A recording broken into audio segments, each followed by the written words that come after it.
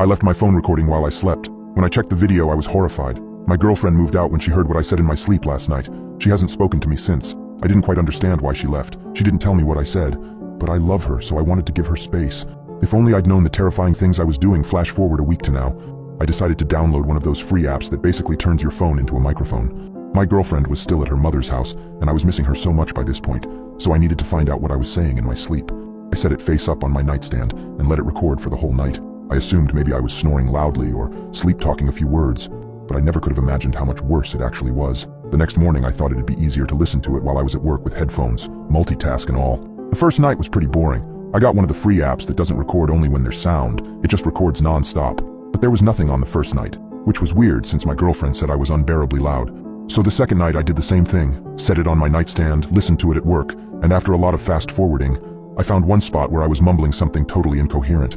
It actually made me laugh, and I wondered what I was dreaming. There really wasn't anything that I thought would keep her up at night, but she is a light sleeper, so the mumbling might have woken her up if she was there. However, on the third night I actually hearing something. I decided I was tired of fast-forwarding all the time when playing back the recording, so I bought an app that only records when there's noise, and you can set the sensitivity that triggers recording.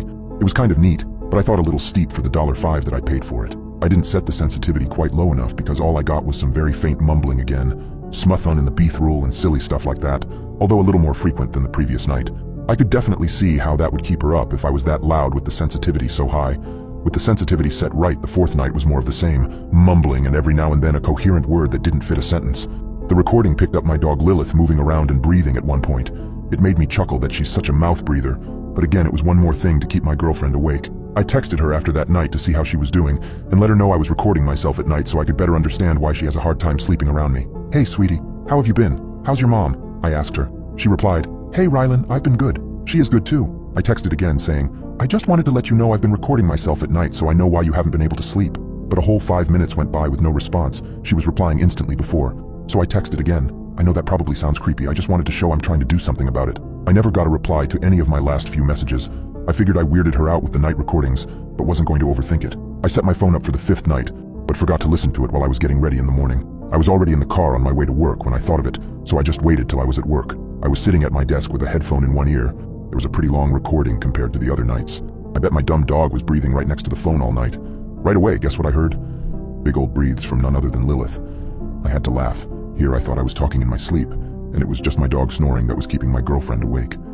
In the middle of the recording, I got a text from her. "Sorry, my phone died and wouldn't charge yesterday. It isn't you that keeps me up, it's the other voices." What does that mean?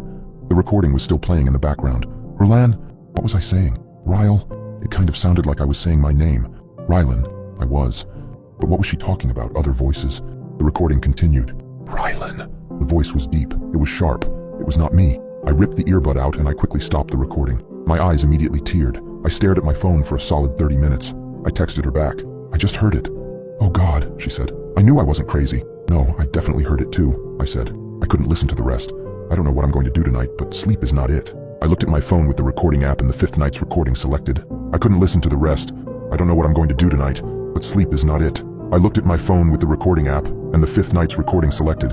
All of a sudden, I was hit with a chilling realization. The dog, Lilith, had been at my girlfriend's mother's house this entire week. She wasn't in the house when the recordings were taken. The loud breathing wasn't Lilith's. It was something else, something that wasn't supposed to be there. My mind raced, trying to piece it all together. I thought back to the nights, replaying the audio in my head.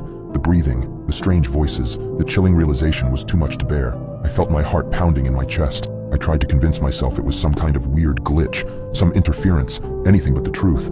But the voice was too clear, too real. My hand trembling, I scrolled to the sixth night's recording, the one from last night.